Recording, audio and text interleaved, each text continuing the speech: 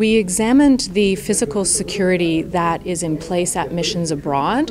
We examined 6 missions in detail and found significant security deficiencies at those missions, and as well, not all of the interim measures that were needed to manage those deficiencies were in place.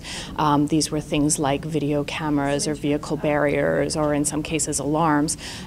We did note, however, that the department had increased guards to mitigate against these risks, but all of these deficiencies had been identified by Global Affairs, and we found that they did not have an effective plan in place to ensure that they were resolved in a timely manner. Soon after the 2015 election, we worked with the public service to evaluate whether our diplomatic embassies, high commissions, and consulates around the world were able to work effectively and safely.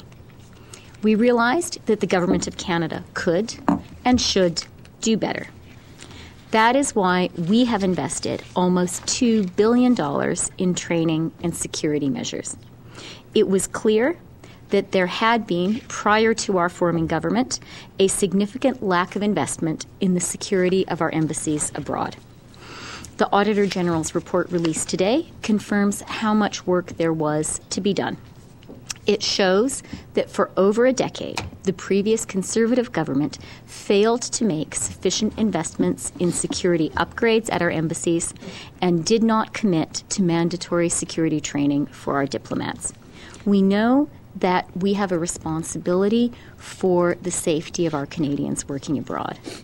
That is why last year our government announced $1.8 billion in funding to strengthen security measures at our embassies, high commissions, and consulates. This is the largest ever single investment in the safety of Canada's embassies abroad.